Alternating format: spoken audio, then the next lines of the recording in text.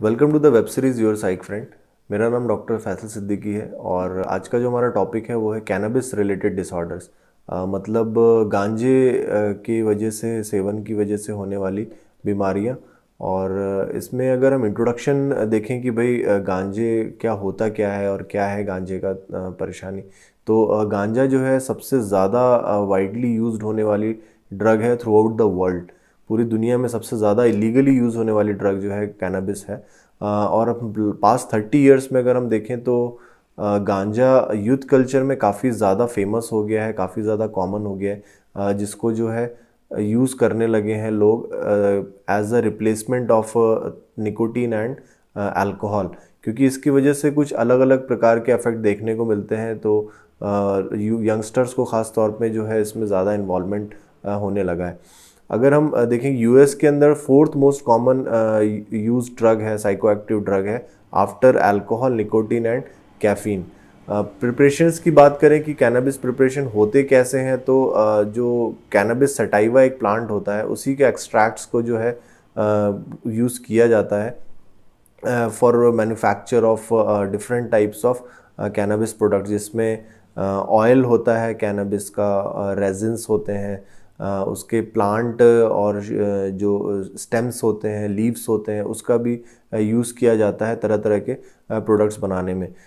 Mostly mail और female दोनों plants होते हैं, दोनों का ही यूज़ किया जाता है, जिसमें 60 डिफरेंट टाइप्स ऑफ कैनाबिनॉइड्स जो उसके अल्कलॉइड होते हैं वो होते हैं। लेकिन जो सबसे पोटेंट जो इफेक्ट पैदा करता है हमारे ब्रेन के अंदर, वो टेट्राहाइड्रो कैनाबिनॉल करके 9 डेल्टा टेट्राहाइड्रो कैनाबिनॉल जो है वो कैनाबिनॉइड पाया जाता है, जो कि रिस्पॉन्सिबल होता है इफेक्ट पैदा करने के हमारे ब्रेन में।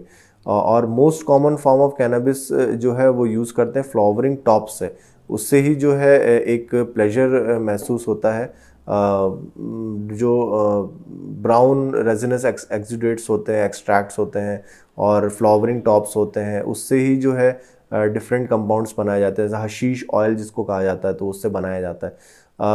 जो शूट्स होते हैं, जो स्टेम्स होते हैं, जो ड्राइड लीव्स होते हैं, उसको भी चॉप करके जो है तंबाकू की तरह एक लीव्स के वो बनाए जाते हैं और उसको फिर सिगरेट के पेपर में जो है फिल करके जो है इसको स्मोक किया जाता है, जिसको जॉइंट भी कहा जाता है। तो उसको जो है स्मोक करने से भी जो है एक प्लेजर महसूस होता है और एक उसका इफेक्ट हमें देखने को आता है। एपिडेमियोलॉजी को अगर देखें कि गांजे का सेवन कितना ज़्यादा हमारे समाज में है, तो एस्टिमेटेड 31 मिलियन जो है लोग इंडिया के अंदर गांजे का सेवन करते हैं। 31 मिलियन का मतलब है तकरीबन 3 करोड़ लोग जो है सेवन करते हैं गांजे का। According to national drug dependence treatment centre जो एम्स दिल्ली का है, उसने गांजे के सेवन का जो बताया है, पॉपुलेशन में सर्वे किया है, तो वो तकरीबन है 2.8% of total population between the age group of 10 to 75 years. Males के अंदर 5% है और फीमेल्स में 0.6%। मेल्स में रिलेटिवली ज़्यादा है फीमेल्स के। चिल्ड्रन में देखें तो 10 से 17 साल की उम्र एज ग्रुप में 0.9% है। एडल्ट्स जो है 18 ईयर्स से ऊपर के, उनमें 3.3% है। ओवरऑल जो यूज़ है, डिपेंडेंट पैटर्न जो फॉलो करते हैं गांजे का, वो है 0.25%। Through out the world cannabis use जो है तकरीबन 19.2 करोड़ लोगों के अंदर है। तो ये पूरा डेटा है एपिडेमियोलॉजी का, जो इंडियन और थ्रू आउट द वर्ल्ड का है, कि इसमें पता चलता है कि कितना ज़्यादा हमारे समाज में जो है फैलता जा रहा है गांजे का यूज़ेज, जिसकी वजह से बच्चों में और जो एडल्ट्स हैं उनके अंदर प्रॉब्लम बढ़ती भी जा रही है। न्यूरोफार्माकोलॉजी की बात करें अगर, कि भाई गांजे के यूज़ से होता क्या है, तो क्यों होता है गांजे के यूजेज से प्रॉब्लम। तो हमारे ब्रेन के अंदर कैनाबिनॉइड रिसेप्टर्स होते हैं जो कि हायर कॉन्सेंट्रेशन में होते हैं कुछ स्पेसिफिक एरियाज में, जैसे कि बेसल गैंग्लिया है, हिप्पोकैम्पस है, सेरेबेलम है, and lower concentration cerebral cortex. तो ये एरियाज पे कैनाबिनॉइड रिसेप्टर्स है, जहाँ पे गांजा अगर कोई स्मोक करता है या भांग पीता है, तो उसके बाद में जो है इसका इफेक्ट आना शुरू हो जाता है और एक यूफोरिया, एक बहुत खुशी और एक अजीब सा बर्ताव पैदा होना शुरू होता है इंसान के अंदर। कुछ मिनट के अंदर सेवन के शुरू हो जाता है इफेक्ट, 30 मिनट के अंदर पीक पे पहुंचता है, 2 से 4 घंटे के बाद में उसका इफेक्ट कम होने लगता है। तो ये पूरा जो है एक साइकिल रहता है कैनबिस यूजेज का। जब इंसान उसको यूज़ करता है, भले ही स्मोक के फॉर्म में या फिर कुछ खाने पीने के फॉर्म में। उसके बाद अगर हम देखें कि भाई डायग्नोस कैसे करते हैं, किस तरीके से प्रेजेंटेशन होता है, तो जैसे कि ICD-10 का जो क्लासिफिकेशन सिस्टम है कि भाई किस तरीके से जो है इसको क्लासिफाई किया जाना है, तो उसमें एक्यूट इंटॉक्सिकेशन देखते हैं, जैसे बाकी डिसऑर्डर्स में देखते हैं, फिर हार्मफुल यूज, डिपेंडेंस और विड्रॉल। तो एक्यूट इंटॉक्सिकेशन के अंदर डिसफंक्शनल बिहेवियर हमें देखने को मिलता है गांजे के यूजेज के बाद। यूफोरिया डिसइनिबिशन होता है। डिसइनिबिशन यूफोरिया का मतलब होता है कि बहुत ज़्यादा अत्यंत खुशी महसूस होना, अपने आप पे से कंट्रोल हट जाना, कुछ भी एक्टिविटी करना, ये इंसान को होने लगता है। एंजाइटी होती है, बहुत घबराहट होती है, एक जगह स्थिर नहीं बैठ पाता, एजिटेशन होता है, सस्पिशियस, शक्की हो जाता है, पैरानॉइड आइडिएशन आने लगता है कोई नुकसान पहुंचा देगा, कोई मार देगा।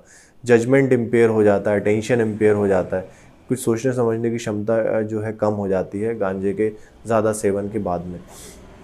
ऑडिटरी, विजुअल, टैक्टाइल इल्यूजन्स होने लगते हैं, हैलुसिनेशंस होने लगते हैं, मतलब जो कुछ चीज़ प्रेजेंट नहीं होती वो भी लगता है कि है, उसकी आवाज़ जो है कहीं से आ रही है, कोई प्रेजेंट नहीं है, मौजूद नहीं है, कोई सोर्स नहीं है, तब भी जो है उसको महसूस होता है। डीपर्सनलाइजेशन, डी रियलाइजेशन होता है, अपने आप से अटैचमेंट खत्म हो जाता है, लगता है कि मैं वो इंसान नहीं जो एक्चुअल में हूँ, या आसपास का वातावरण पूरी तरीके से बदला बदला सा लगता है, जिसको डी रियलाइजेशन कहा जाता है। और इंटरफेरेंस विद पर्सनल फंक्शनिंग, अपने ऊपर से आपाक होने की वजह से वो कुछ कर भी नहीं पाता है। तो ये सारे इंटॉक्सिकेशन में फीचर्स हमें देखने को मिलते हैं, हमें मरीज़ जो है बताता है। इंक्रीज्ड एपिटाइट होता है, भूख बहुत लगती है, मुंह सूखता है, आंखें लाल हो जाती है, कंजंक्टिवा एकदम रेड रहता है, टैकीकार्डिया होता है, दिल की धड़कन बहुत ज़्यादा बढ़ जाती है। तो ये सारे लक्षण जो है हमें देखने को मिलते हैं एक्यूट इंटॉक्सिकेशन ऑफ कैनबिस में। इसके बाद हार्मफुल यूज़ है, डिपेंडेंस है, जिसमें मैं नहीं जाऊंगा, जैसे फर्स्ट वीडियो मैंने बताया था सब्सटेंस यूज डिसऑर्डर के में, उसमें आप जाके देख सकते हैं कैसे हम इसको डायग्नोस करते हैं।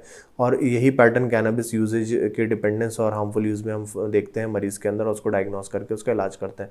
विथड्रॉल जो है कुछ देखने में आता है कुछ लोगों के अंदर, जो कि बहुत ज़्यादा सिग्निफिकेंट नहीं है, बहुत ज़्यादा लक्षण इसमें देखने को नहीं आती, थोड़ी मोड़ी एंजाइटी होती है, घबराहट होती है, चिड़चिड़ापन होता है, स्वेटिंग होती है, मसल पेन होता है। तो ये जो है देखने में मिलता है। विड्रॉल बहुत सीवियर नहीं होता है गांजे के सेवन के बाद में, तो गांजा छोड़ना ऐसे रिलेटिवली आसान होता है बनिस्बत दूसरे नशों में, जैसे कि तंबाकू और शराब छोड़ने के।